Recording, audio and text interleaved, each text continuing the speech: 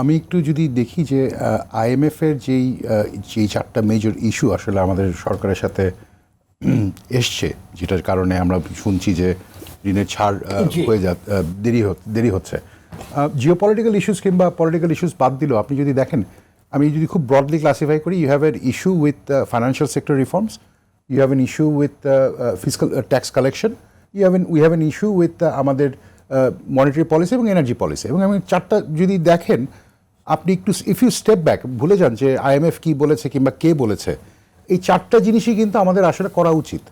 কারণ এটা না করলে আপনি সরকারের সক্ষমতা বাড়াতে পারবেন না। সরকারের সক্ষমতা না বাড়লে কি হবে?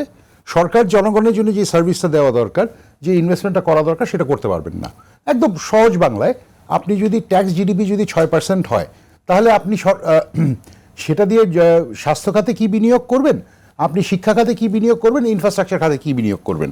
তো এটা আসলে বাড়াতে গেলে কি করতে হবে? আপনাকে এটা বাড়াতে গেলে করজাল বাড়াতে হবে। কারণ আমরা অলরেডি, আপনি যদি দেখেন যে আপনার যেই অর্গানাইজ সেক্টর থেকে ট্যাক্স রেট আসলে টোটাল রেভিনিউ 30 থেকে 40%-এর উপরে চলে যায়। আপনি একটা লেভেলে নিয়ে এসছেন যেখানে আসলে এটা অলমোস্ট আনসাস্টেনেবল। এবং ধরেন ব্যাপারটা এরকম হয় যে আমাকে যদি 40% আমার টপ লাইনের উপরে ট্যাক্স দিতে হয়, আমার কম্পিটিটর যদি 1 টাকাও ট্যাক্স না দিয়ে পার পেয়ে যান, এটা তার মানে হচ্ছে যে আমি কয়েক বছরের মধ্যে আমি মার্কেট থেকে আউট হয়ে যাব। এটা হবেই। এখন এই সিনারিও দূর করতে গেলে আপনাকে কি করতে হবে? আপনাকে ট্যাক্স নেট বাড়াতে হবে, আপনাকে আনঅর্গানাইজ সেক্টর থেকে অর্গানাইজ সেক্টরে নিয়ে আসতে হবে। এই কাজটা আমরা কিচ্ছু করছি না। গ্রাম বাংলা থেকে ট্যাক্স আহরণ করতে হবে, এটাও মানে না, ব্যাপারটা এইভাবে বলি, আপনি যদি ট্যাক্সেবল ইনকাম আর্ন করেন তাহলে আপনাকে ট্যাক্স দিতে হবে। এখন আপনি যদি এসে বলেন আপনি ট্যাক্স দিবেন না, আমাকে ট্যাক্স দিতে হবে, সেটা তো আবার সঠিক হবে না। সো এই সিম্পল ব্যাপারটাই যে ট্যাক্স নেট বাড়াতে হবে। ট্যাক্স নেট না বাড়ালে আপনার কোনো যত যাই করেন আপনি ট্যাক্স জিডিপি আপনি 6%-এর উপরে বাড়াতে পারবেন না। আরও একটা খুব একটা এক্সাম্পল দিই। দেখুন, আমরা বলি যে কৃষিখাত থেকে আমরা ট্যাক্স নেই না, ভ্যাট নেই না। হ্যাঁ, কৃষিখাত আমাদের টোটাল জিডিপির মাত্র 11%। ম্যানুফ্যাকচারিং ইজ অ্যাবাউট 35%, ইন্ডাস্ট্রি মিললে 35-36-এর মতন আসে। বাকিটা হচ্ছে আপনার সার্ভিস সেক্টর। সার্ভিস সেক্টর থেকে আপনি কত % ট্যাক্স নিতে পারেন? আসলে সার্ভিস সেক্টরে কতগুলো এন্টিটি আসলে ভ্যাট দেয়? সার্ভিস সেক্টর থেকে যারা পার্টিসিপেট করেন তার কত % আসলে ইনকাম ট্যাক্স দেন? আপনি যদি আমাদের হাউস হোল্ড এক্সপেন্ডিচার সার্ভে দেখেন, হাউস হোল্ড এক্সপেন্ডিচার সার্ভেতে যেখানে দেওয়া আছে যে আপনার ঢাকা শহরের একটা এভারেজ পরিবারের ব্যয় হচ্ছে 40,000 টাকার উপরে, তার মানে হচ্ছে ঢাকা শহরের এভারেজ মানুষ আসলে ট্যাক্স নেটের ভিতরে থাকার কথা, ইনকাম ট্যাক্স রেঞ্জের ভিতরে। কিন্তু সেই তুলনায় তো আসলে 2 কোটি মানুষ থেকে কতজন আসলে ট্যাক্স দেয়?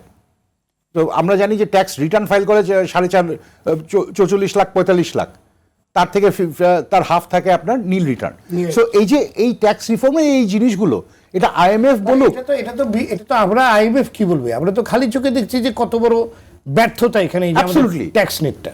অ্যাবসলিউটলি ভয়ঙ্কর ব্যর্থতা বলে। একই সাথে আপনি যদি ফিসক্যাল ইস্যুতে দেখেন, যেটা বলতেছিলেন যে দেখেন গত 6 মাস ধরে আমরা কি করছি, আমাদের পাবলিক সেক্টর মানে পাবলিক বরোয়িং অথবা গভর্নমেন্ট বরোয়িং এর রেট হচ্ছে, এই গ্রোথ রেট হচ্ছে 30%-এর কাছাকাছি, 29%, যেখানে আমাদের প্রাইভেট সেক্টর ক্রেডিট গ্রোথ হচ্ছে মাত্র 6%। আপনি কি করছেন? আপনি you are literally crowding out the private sector. এবং গত 6 মাস ধরে সরকার তাই করেছে। ফলে যেটা হচ্ছে, আপনি একদিক দিয়ে আপনার মানে আপনি পাবলিক সেক্টরকে চোক করবেন, প্রাইভেট সেক্টরকে চোক করবেন, ক্রেডিট ফ্লো হতে দিবেন না, আবার কমপ্লেন করবেন যে ইনভেস্টমেন্ট হচ্ছে না, এমপ্লয়মেন্ট হচ্ছে না। এটা তো আসলে সম্ভব না। আপনাকে যদি সরকারি বরোয়িং যদি আপনি না কমান, তাহলে আপনার প্রাইভেট সেক্টর মানে লোকাল ব্যাংক থেকে যদি আপনি সরকারি বরোয়িং না কমান, তাহলে আপনার ফান্ডিং কিভাবে হবে? আপনি আবার যে বাইরে থেকে যে ইম্পোর্ট কি বলে আপনার বিদেশ থেকে যে ঋণ নেবেন, সেখানেও কিন্তু আপনি প্রায় গত 12 মাসে আই থিঙ্ক বোধহয় আমাদের হিস্ট্রিতে হাইয়েস্ট গ্রোথ হয়েছে। এবং তারপরে সেটা আমরা কি করেছি, আমরা ডলারটা নিয়ে আমরা ইউএস ডলার ট্রেজারি বিল কিনে বসে আছি, যাতে আমরা বলতে পারি যে 20 বিলিয়নের জায়গায় 33 বিলিয়ন ডলার রিজার্ভ। তাতে আসলে আমাদের যে কি লাভটা হলো, এটা আমি এখন পর্যন্ত বুঝি নেই। এখানে তো লাভের তো কিছু দেখছি না, উল্টা আরো বেশি আমরা চাপের মধ্যে পড়ে গেছি। কারেক্ট। আইএমএফ আপনাকে প্রথমে কি বলেছিল যে আপনাকে রিজার্ভ স্ট্রেনথেন করতে হবে। রিজার্ভ স্ট্রেনথেন করতে গেলে কি করতে হবে? আপনাকে ট্রেড ডেফিসিট কমাতে হবে, আপনাকে এক্সপোর্ট বাড়াতে হবে। আপনার এক্সপোর্ট তো বাড়াতে পারিই নেই আমরা, উল্টা এক্সপোর্ট কমে গেছে। বহু মাস পরে, 1 বছর পরে প্রায় দেখলাম যে আমরা এক্সপোর্ট একটু হলেও বাড়ছে। 8 মাস পর বেড়েছে। 8 মাস পর বেড়েছে, আর মানে 7 মাস ধরে পতনের 4.6% বেড়েছে। কিন্তু কিন্তু গড় অ্যামাউন্টে আমরা কিন্তু এখন ভিয়েতনাম কিন্তু আমাদেরকে টেক্কা দিয়ে গেছে, এখন ওরা হচ্ছে দ্বিতীয় বৃহত্তম, এখন ওরা এখানে রেড এক্সেল মানে রপ্তানি। competition-এ তো মানে আমরা নাই কিন্তু গেলাম। অনেক, এবং আমাদের, আমি শুধু ভাইয়ের সাথে একটা বলি, আমরা যে রেডিমেড গার্মেন্টস নিয়ে এত যে আমরা গর্ব করি, গর্ব করার মতো জিনিস, এখন যে লোয়ার এন্ড যে ভ্যালুগুলো আছে ওটা কিন্তু ইথিওপিয়ার দিকে চলে যাচ্ছে, হাই এন্ড চলে যাচ্ছে ভিয়েতনামে। এবং হচ্ছে যে আমাদের ওয়ার্কারদের প্রোডাক্টিভিটি এখন ভিয়েতনামের ওয়ার্কার যে 15 থেকে 20% কম।